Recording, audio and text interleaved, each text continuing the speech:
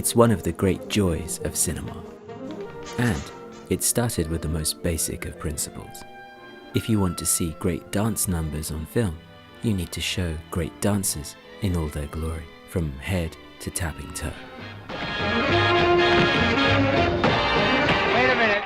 a minute, you ain't heard nothing yet. Wait a minute, I tell you. When talking pictures appeared in the late 1920s, movie musicals became popular seemingly overnight. Toot toot flipsy, goodbye. Don't bring a frown to old Broadway. Not a frown on Broadway.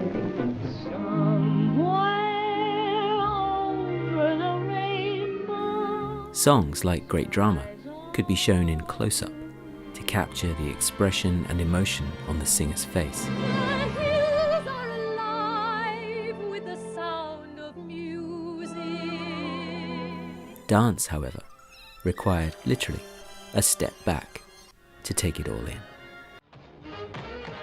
All the great hoofers, from the Nicholas Brothers to Fred Astaire and Ginger Rogers, from Gene Kelly to choreographed chorus lines, were typically showcased in full, wide shots that presented their style and elegance in as unobtrusive and uninterrupted a way as possible.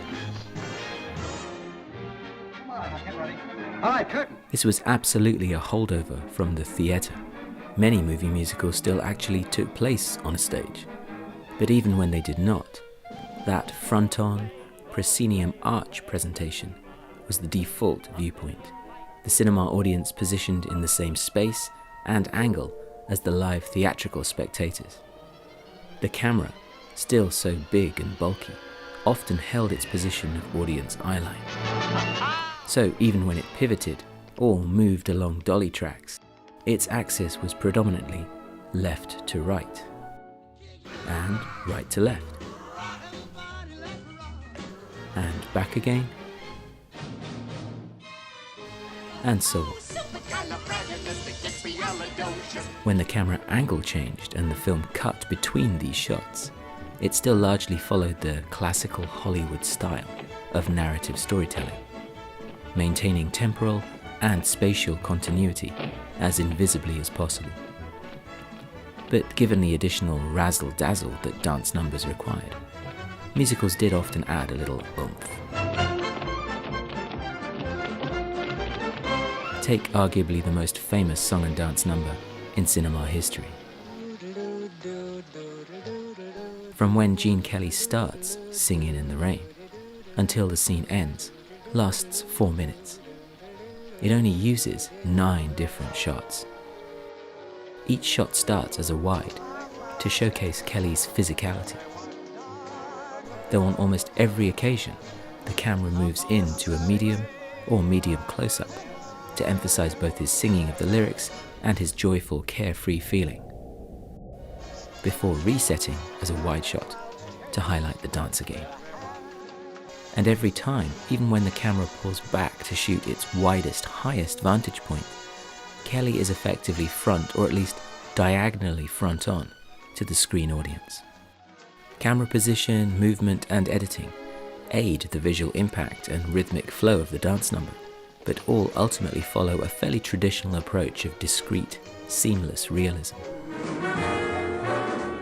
Calling this mode of presentation classical Hollywood style suggests it was limited to American musicals, when this was certainly not the case.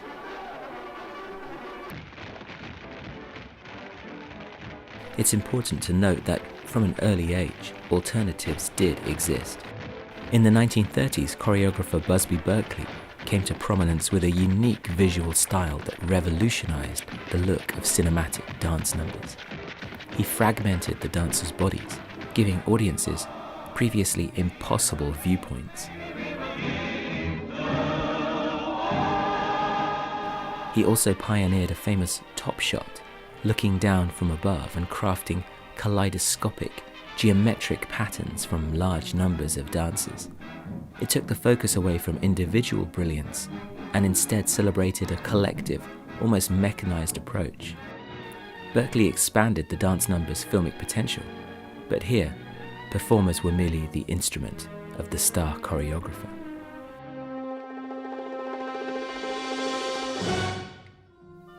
After Berkeley, 2 other major theatre dance maestros played a huge role in developing musicals on screen. Jerome Robbins had originated the dance numbers for the Broadway production of West Side Story. When the movie adaptation came around, he and co-director Robert Wise took advantage of shooting in New York City itself. Robbins and Wise used elevated shots and hired cranes, low-angle shots and dug ditches. They created a 360-degree immersive look to take the battling gangs off the stage and into the street. Bob Fosse was a multi-award-winning Broadway legend by the time he came to direct movies. It's showtime, folks. His confidence and innovation made stage-bound musicals like Cabaret and All That Jazz look like no others. Shattering standard proscenium arch presentation, Fosse's dynamic editing and radical camera angles made his dance numbers intensely physical, sensual, and original.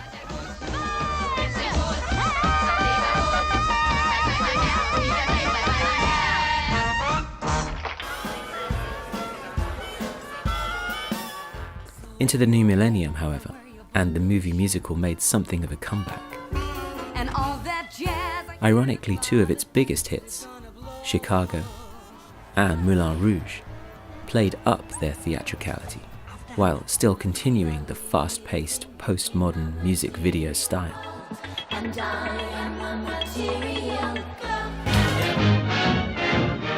This change in pace over time is remarkable. Compare these 3 examples from 1936, 1979, and 2001 respectively, and the difference in a minute-long dance sequence section in their sense of geography and choreography versus a sensory overload. Moulin Rouge averages 1 hyperactive viewpoint per second and disorienting flash edits even more rapidly. Swing time cuts almost invisibly just once, while All That Jazz's repeated camera angles convey a kind of structured rhythmic flow. Side by side, these films look not just like different types of musical, but entirely different genres altogether. So, had the modern movie musical finally found some kind of new hyperkinetic mode? Or could this relentlessly fragmented rat-a-tat-tat editing be seen as counterproductive in displaying dance numbers to their full potential? Unless, of course, it's a way to protect and hide stars who are not the supreme dancers of Hollywood's golden age. Partly it's also connected to changing technology, the size and flexibility of the modern camera.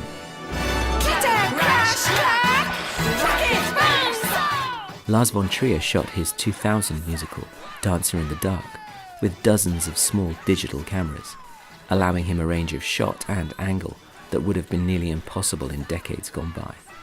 Naturally, the same kind of tech evolution also allows for sinuous single takes,